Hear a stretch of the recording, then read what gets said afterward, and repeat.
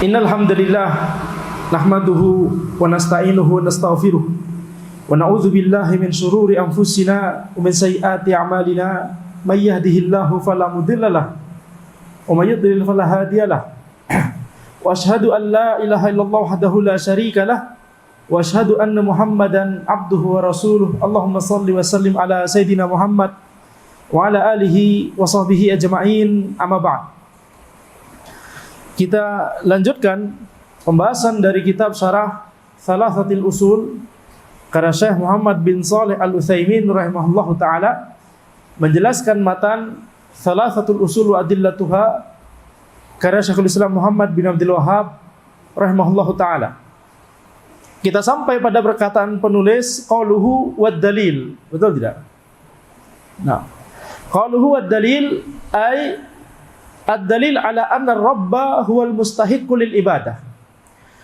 Dalil bahwa Ar-Rabb, yaitu Allah Subhanahu wa taala, yang telah menciptakan alam semesta, zat yang telah menciptakan alam semesta, menciptakan seluruh makhluk, zat yang memberikan rizki, zat yang mengatur yang hidup dan yang mati, dan memberikan maslahat dan madarat, maka zat seperti ini itulah yang berhak untuk diibadahi.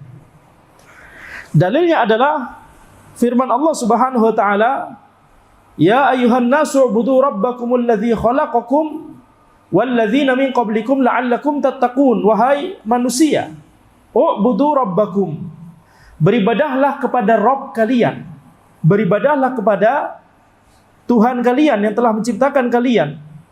Alladzi khalaqakum wal ladzina min qablikum, yang telah menciptakan kalian dan orang-orang sebelum kalian, la'allakum tattaqun, agar kalian bertakwa. Maka ya ayuhan nas di sini an-nida muwajjahun li jami'in nas min bani Adam. Ini seruan ini diarahkan kepada seluruh manusia dari kalangan Bani Adam. Amarahumullahu azza wa jalla ay ya'buduhu wahdahu la syarikalah. Allah memerintahkan mereka untuk beribadah hanya kepada Allah, tidak boleh menjadikan sekutu kepada Allah Subhanahu wa taala. Fala yaj'alu lahu andadan, maka jangan sampai ada tandingan untuk Allah. Jangan sampai kita menjadikan ada tandingan bagi Allah. Karena itu tidak pantas. Tandingan yang dibuat oleh manusia tersebut tidak pantas untuk menjadi disetarakan dengan Allah Subhanahu wa taala. Wa yubayyinu annahu innama istahaqqal ibadah likaunihi wal khaliq wahdahu la syarikalah.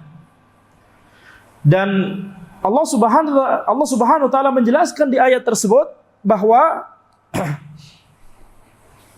Allah itu berhak untuk ibadah, untuk diibadahi.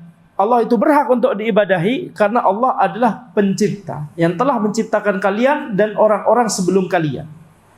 Jadi ini jelas bahwa Allah Subhanahu wa taala mengkaitkan antara tauhid rububiyah dan tauhid uluhiyah. Tauhid rububiyah adalah alasan, adalah dalil, adalah hujjah terhadap tauhid uluhiyah. Kalau seseorang sudah meyakini bahwa Allah adalah Rabb dia, pencipta dia, yang memberikan dia rizki, maka seharusnya dia mentauhidkan Allah secara uluhiyah. Dia harusnya mengarahkan ibadah hanya kepada Allah. Qauluhu alladzi khalaqakum, karena di sini disebut di ayat tersebut, ya ayyuhan nasu ubudu rabbakumul ladzi khalaqakum. Alladzi khalaqakum hadhihi sifah kasyifatun tu'allilu ma sabaqa. Ini adalah sifat yang menjelaskan kalimat sebelumnya, ya ayyuhan nasu ubudu rabbakum. Wahai orang-orang, wahai manusia, beribadahlah kalian kepada Rabb kalian yang telah menciptakan kalian. Ini berarti apa? Menjelaskan tentang sifat dari Ar-Rabb, yaitu Allah Subhanahu wa taala. Allah menciptakan kita semua. Ai ubuduhu li annahu rabbukum. Beribadahlah kepada Allah, beribadahlah hanya kepada Allah karena Allah adalah pencipta kalian, adalah Rabb kalian, adalah zat yang telah menciptakan kalian dan orang-orang sebelum kalian. Famin ajli kaunihi Rabb al-Khaliq kana lizaman alaikum an ta'buduhu. Karena Allah adalah Ar-Rabb yang telah menciptakan, Al-Khaliq, maka wajib bagi kalian untuk beribadah hanya kepadanya. Walihadza naqul yalzamu kullaman aqarra bi rububiyyatillahi ay ya'budahu wahdahu wa illa kana mutanaqidan. Wajib bagi orang yang telah mengakui tentang rububiyah Allah, maka wajib bagi dia untuk beribadah hanya kepada Allah saja. Kalau tidak, maka menjadi tanakut, menjadi kontradiksi. Dan itulah kontradiksi, itulah yang kemudian disebutkan secara gamblang di dalam sebuah ayat. Wa ma aktsaruhum billahi wa ma yu'minu aktsaruhum billah illa wa hum musyrikun. Kontradiksi yang disebutkan dalam ayat tersebut, ayat yang pendek tapi menjelaskan, menyimpulkan kontradiksi dari seluruh orang-orang yang berbuat kesyirikan kepada Allah Subhanahu wa taala. Wa ma yu'minu aktsaruhum billah, tidaklah mereka itu beriman kepada Allah, tidaklah sebagian besar dari mereka itu beriman kepada Allah, yakni beriman secara rububiyah, meyakini bahwa Allah adalah pencipta mereka, Rabb mereka yang memberikan mereka rizki. Illa wahum musyrikun, tidaklah mereka punya keyakinan itu, tapi mereka dalam saat yang sama, pada saat yang sama mereka adalah musyrik. Illa wahum musyrikun. Wa ma yu'minu aktsaruhum billahi illa wahum musyrikun. Tidaklah sebagian besar dari mereka itu beriman kepada Allah kecuali mereka itu berbuat kesyirikan kepada Allah. Gimana nih? Kontradiksi. Disebut beriman di awal, disebut musyrik di akhir. Kenapa? Karena berimannya secara rububiyah, tapi musyriknya secara uluhiyah. Ini keimanannya secara rububiyah tidak akan bermanfaat. Inilah kondisi dari orang-orang kafir Quraisy. Karena ayat tersebut diturunkan pertama kali untuk menjelaskan tentang orang-orang kafir Quraisy. Wa ma yu'minu aktsaruhum billahi illa wa hum musyrikun. Tidaklah sebagian besar dari mereka beriman kepada Allah kecuali mereka berbuat kesyirikan. Jadi kalau ditanya kepada mereka, siapakah yang menciptakan kalian? Mereka akan menjawab Allah. Siapakah yang memberikan kalian rizki? Mereka akan menjawab Allah. Anak kalian, harta kalian itu dari siapa? Dari mana? Mereka akan menjawab itu datangnya dari Allah Subhanahu wa taala. Itu rezeki dari Allah Subhanahu wa taala. Anak adalah titipan dari Allah Subhanahu wa taala. Mereka orang-orang kafir Quraisy akan mengatakan demikian. Mereka tidak mengatakan bahwa Tuhan kita adalah dewa ini, dewa itu. Tidak. Orang kafir Quraisy mengatakan Allah Subhanahu wa taala adalah pencipta mereka. Mereka kalau bersumpah mereka menyebut nama Allah. Lihat perkataan Abu Jahal, lihat perkataan orang-orang kafir Quraisy kalau bersumpah. Mereka menyebut nama Allah. Tapi mengapa mereka tidak muslim? Bukan muslim. Jawabannya adalah karena mereka cuma beriman secara rububiyah, tapi ketika waktunya beribadah, mereka mengarahkan ibadah juga kepada selain Allah. Jadi kalau ditanya, siapakah penciptamu? Allah. Siapakah yang memberikan engkau rizki? Allah. Siapakah yang mengatur seluruh perkara yang ada di alam semesta? Allah. Tapi ketika datang saatnya waktu ibadah, mereka beribadah kepada Allata wal Uzza wa manata tsalitsatal ukhra.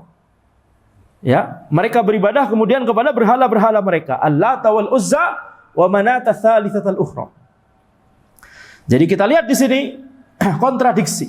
Wa ma yu'minu aktsaruhum billah illa wa hum musyrikun.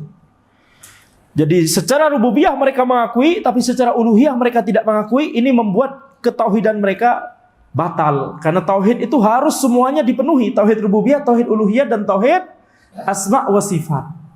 Justru perbuatan orang kafir Quraisy itulah yang menjadi landasan mengapa para ulama membuat statement ini, yaitu tauhid tiga-tiganya harus dipenuhi. Kalau cuma sebagian saja dari kategori tauhid tersebut yang dipenuhi, maka belum bertauhid, maka belum mentauhidkan Allah, masih musyrik. Ini dalilnya adalah karena perbuatan orang-orang kafir Quraisy itu sendiri. Qul may yarzuqukum minas sama'i wal ard amma yamliku as-sam'a wal absar wa may yukhrijul hayya minal maiti wa yukhrijul maita minal hayy wa may yudabbirul amra fasayaquluna Allah faqul afala tattaqun. Katakanlah wahai Muhammad kepada mereka, kepada orang-orang kafir Quraisy, may yarzuqukum minas sama'i wal ard, siapakah yang memberikan kalian rizki dari langit dan bumi? Wa may yamliku as-sam'a wal absar, siapakah yang menguasai pendengaran dan penglihatan? Siapakah yang memberi pendengaran dan penglihatan itu kepada manusia? Siapakah yang menguasai itu semua? Pendengaran dan penglihatan. Yani Allah Subhanahu wa taala mengetahui setiap yang didengar manusia, setiap yang dilihat oleh manusia, setiap dari manusia, setiap orangnya tanpa terkecuali. Allah mengetahui semua. Allah yang menguasai itu semua. Wa may yukhrijul hayya minal mayyit wa may yukhrijul maita minal hayy, siapakah yang mengeluarkan yang hidup dari yang mati dan yang mati dari yang hidup? wa may yudabbirul amr. Kemudian Nabi Muhammad SAW diperintahkan juga untuk bertanya, siapakah yang memelihara, mengatur perkara-perkara yang ada di alam semesta? Maka sungguh mereka akan menjawab, fasayaquluna Allah. Sungguh mereka akan berkata, Allah. Qul may yarzuqukum minas sama'i wal ard, amma yamliku as-sam'a wal absar, wa may yukhrijul hayya minal mayyiti wa yukhrijul mayyita minal hayy, wa may yudabbirul amra, fasayaquluna Allah. Faqul afala tattaqun. Maka katakanlah Muhammad, apakah kalian tidak takut kepada Allah? Apakah kalian itu tidak takut kepada Allah? Sudah meyakini bahwa Allah adalah pencipta kalian, tapi ketika waktunya ibadah, kalian justru malah beribadah kepada selain Allah. Apa enggak takut kalian? Apa enggak kontradiksi ini? Ya, kontradiksi itulah yang disebutkan di ayat tersebut. Wa ma yu'minu aktsaruhum billah illa wa hum musyrikun. Makanya di sini Syekh Al-Utsaimin rahimahullah kemudian menjelaskan bahwa yalzamu kullaman aqarra bi rububiyyatillah ay ya'budahu wahdah wa illa kana mutanaqidan. Wajib bagi setiap orang yang meyakini rububiyah Allah, wajib untuk beribadah hanya kepada Allah saja. Kalau tidak, maka ini menjadi tanakut, maka ini menjadi kontradiksi.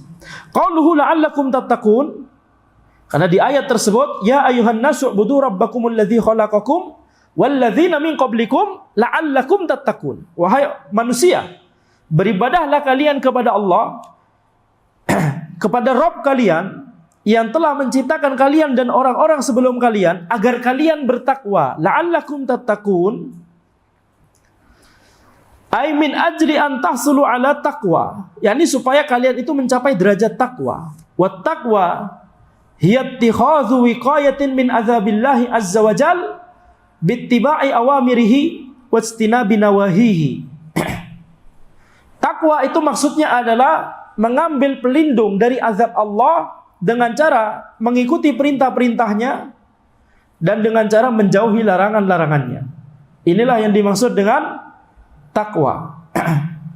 Menjadikan, yakni ketakwaan, menjadikan ketaatan kepada Allah itu sebagai pelindung dari azab Allah. Qauluhu ja'ala lakumul arda firasha. Ya, jadi ayat tersebut, ayat tadi ya, lanjutannya adalah alladzi ja'ala lakumul arda firasha. Firash maknanya mafrush. Firash maknanya mafrush. Alladzi ja'ala lakumul arda firasha, yaitu Allah zat yang telah menjadikan untuk kalian bumi sebagai firash, sebagai tempat untuk yakni beristirahat. Firash itu dalam bahasa sehari-hari maknanya adalah ranjang atau tempat tidur, ya. Mafrush, sesuatu yang dihamparkan untuk beristirahat. Jadi bumi dihamparkan oleh Allah Subhanahu wa taala sebagai tempat kita untuk berpijak dan beristirahat. Maka di sini kita lihat firash maknanya mafrush. Ini diantara banyak sekali dari kata-kata dalam bahasa Arab, wazannya, polanya fi'al, maknanya adalah maf'ul. Makanya kata ilah pada kalimat tauhid la ilaha illallah, ilah itu maknanya ma'luh. Sama seperti firash maknanya mafrush. Kata dengan pola fi'al itu banyak sekali dalam bahasa Arab yang bermakna maf'ul. Jadi la ilaha illallah, ilah di situ maknanya adalah ma'luh, yaitu ma'bud, zat yang diibadahi, zat satu-satunya zat yang berhak diibadahi itulah Allah. Itu makna dari kalimat tauhid la ilaha illallah. Jangan dimaknai ilah itu maknanya alih, yang sudah kita jelaskan berkali-kali di majelis ini. Ilah dimaknai fi'al, dimaknai fa'il. Ilah dimaknai fa'il, ism fa'il. Padahal itu maknanya adalah sebenarnya ism maf'ul, tapi dimaknai ism fa'il. Ilah bermakna alih. Alih maknanya apa? Al-qadiru 'alal ikhtira'. Qadirun 'alal ikhtira', yaitu zat yang mampu menciptakan dari tiada menjadi ada. Ini benar. Allah adalah zat yang menciptakan seluruh makhluk dari awal yang enggak ada kemudian menjadi ada. Kun fayakun, gitu ya. Jadilah, maka jadilah. Nah, itu maknanya benar. Tapi itu bukan makna yang lengkap dari kalimat tauhid. Jadi kalimat tauhid kalau cuma diterjemahkan tidak ada pencipta selain Allah, orang kafir Quraisy juga yakin itu. Orang kafir Quraisy juga akan setuju. Kalau orang kafir Quraisy memahami kalimat tauhid la ilaha illallah dengan makna itu, mereka nggak akan protes kepada Nabi Muhammad sallallahu alaihi wasallam. Mereka tidak akan memerangi Nabi Muhammad sallallahu alaihi wasallam. Ya, tapi makna kalimat tauhid yang benar, yang lengkap, inti utamanya adalah la ilaha illallah, yakni la ma'luha illallah, la ma'buda bihaqqin illallah. Tidak ada zat yang berhak dibadahi illallah kecuali Allah Subhanahu wa taala. Baik.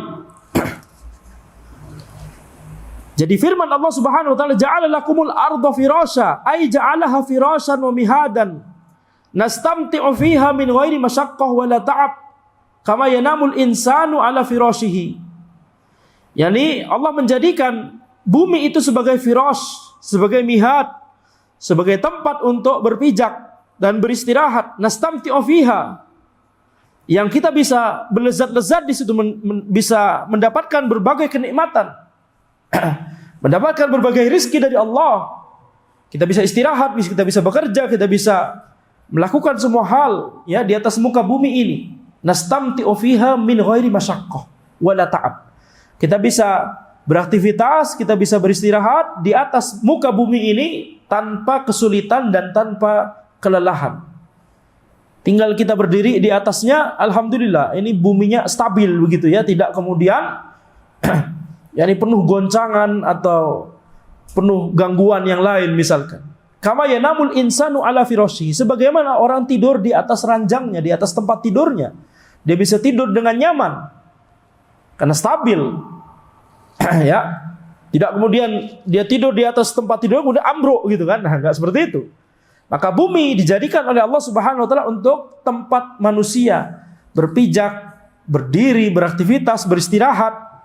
Inilah bumi yang telah Allah ciptakan. Kemudian Allah juga menciptakan langit. Allazi ja'ala lakumul arda firasya was samaa'a binaa'a. Was samaa'a binaa'a. Menjadikan langit sebagai bina. Ya. Ai fauqana. Yani menjadikan langit di atas kita. Li'annal bina yasiru fauq. Karena yang namanya bina itu adalah di atas. Fas-sama'u bina. Al-bina. Fas-sama'u bina. Maka langit itu adalah atap li ahlil ard. Atap untuk penduduk penghuni muka bumi ini, yaitu manusia. Wa hiya saqfun mahfuzun. Dia adalah atap yang dijaga oleh Allah.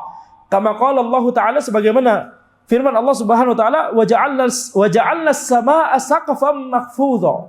Wa ja'alna as-samaa'a saqfan mahfudha.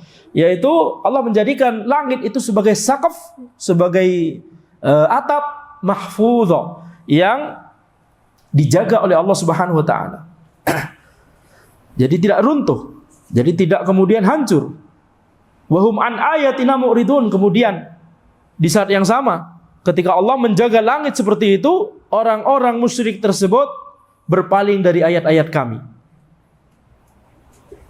Ya, wa hum an ayatiha mu'ridun. Afwan. Wa hum an ayatiha mu'ridun. Nah. Jadi dari ayat-ayat Allah, dari tanda-tanda kebesaran Allah Subhanahu wa taala, mu'ridun, mereka berpaling dari hal tersebut, ya. Wa ja'alna samaa'a saqfan mahfudha wa an ayatiha wa hum an ayatiha mu'ridun. Kemudian qauluhu wa anzala minas sama'i ma'an, itu zahirnya adalah iya, ini masih lanjut dari ayat yang tadi ya. Barusan wa ja'alna samaa'a saqfan mahfudha wa hum an ayatiha mu'ridun, itu sudah. Sekarang kita balik ke ayat yang dari awal dibahas, yaitu allazi ja'ala lakumul arda firasya was samaa'a binaa'a wa anzala minas sama'i ma'an. Kemudian Allah menurunkan air dari langit. Fa akhraja bihi minas thamarati rizqan lakum. Kemudian Allah mengeluarkan dari bumi dengan air tersebut thamarat, yaitu buah-buahan, rizqan lakum, sebagai rizki untuk kalian. Maka wa anzala minas sama'i ma'an artinya ay anzala minal ulu minas sahab ma'an tahuran. Allah menurunkan dari awan itu air yang suci. Lakum minhu syarabu wa minhu syajarun fihi tusimun. Di ayat yang lain Allah Subhanahu wa taala berfirman, bagi kalian dari air tersebut adalah untuk minum, dan bagi kalian dari air tersebut pohon-pohon yang kemudian binatang ternak kalian itu bisa makan dari situ. Jadi air hujan yang diturunkan oleh Allah Subhanahu wa taala seperti yang sekarang sedang diturunkan oleh Allah alhamdulillah di Bandung ini, ya, Allahumma shayyiban nafi'an. Itu banyak sekali maslahatnya. Banyak sekali tujuannya dan hikmahnya. Untuk minumnya manusia, untuk pepohonan, ya, kemudian pepohonan dan tumbuhan itu tumbuh sehingga binatang ternak itu bisa makan, dan binatang ternak kemudian disembelih itu untuk makanan kita. Ya, maka pada air tersebut banyak sekali maslahat. Jadi kehidupan semuanya itu dari air tersebut. Allah menjadikan sifat air seperti itu supaya bisa mensupport kehidupan, supaya ada kehidupan. Makanya ketika orang nyari planet lain selain bumi, ya, yang ada kehidupan, mereka nyarinya air dulu. Ada air nggak di sana? Nanti haus kita di sana. Ya, nyari air dulu. Seperti yang dilakukan oleh sebagian orang mau ke Mars, kata mereka. Padahal kalau uang sebanyak itu digunakan untuk melestarikan dan menjaga yang sudah ada di bumi ini, maka itu insya Allah lebih bermanfaat. Ya. Baik. Qauluhu rizqan lakum. Nah, sekarang balik lagi ke ayat yang tadi. Wa anzala minas sama'i ma'an fa akhraja bihi minas thamarati rizqan lakum. Rizqan lakum. Rizqa, yani rezeki, ay ata'an lakum. Ini sebagai karunia untuk kalian. Wa fi ayatin ukhra, di ayat yang lain, mata'an lakum wa li an'amikum. Sebagai mata', sebagai kenikmatan, sesuatu yang digunakan untuk berlezat-lezat, kenikmatan, sebagai mata untuk kalian dan untuk wali an'amikum, untuk binatang-binatang ternak kalian. Jadi Allah Subhanahu wa taala banyak menyebutkan juga binatang ternak karena disitulah yakni kehidupan manusia bersandar. Kita bisa makan itu dari binatang-binatang ternak. Selain juga untuk kemanfaatan yang lain, betul tidak? Baik. Qauluhu fala taj'alu lillahi andadan. Jadi di dalam Islam itu tidak ada yang namanya keharaman untuk makan daging hewan. Seperti yang dilakukan oleh vegetarian atau apa begitu ya. Kalau tidak bisa makan daging karena alasan medis itu beda kasus, betul tidak? Tapi kalau kemudian mengharamkan bahwa ini nggak boleh dimakan, kasihan hewannya, karena menyembelih apa dan seterusnya, tidak berkeprihewanan, nah, begitu ya. Maka kita katakan di dalam Islam kita dibolehkan untuk menyembelih hewan dengan tata cara penyembelihan yang sesuai syariat sehingga itu tidak akan menyakiti hewan tersebut, betul tidak? Nah, jadi tidak seperti yang dilakukan oleh orang-orang kafir sekarang yang sebagian dari mereka itu mendakwahkan, ya istilahnya mendakwahkan, mempromosikan kita harus makan sayur saja. Tayyib. Sekarang kita lihat di sini. Qauluhu fala taj'alu lillahi andada. Janganlah kalian menjadikan tandingan untuk Allah.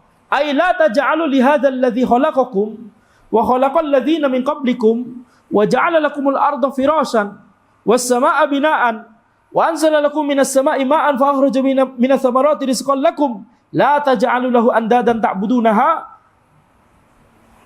kama ta'budunallah.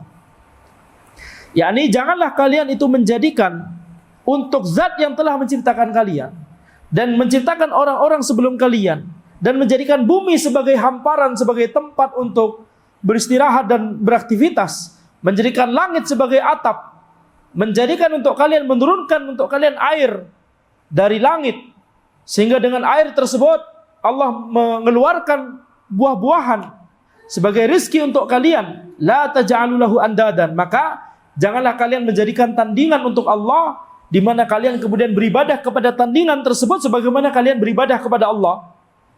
Au tuhibbunaha kama tuhibbunallah, atau kalian mencintai tandingan-tandingan tersebut seperti kalian mencintai Allah.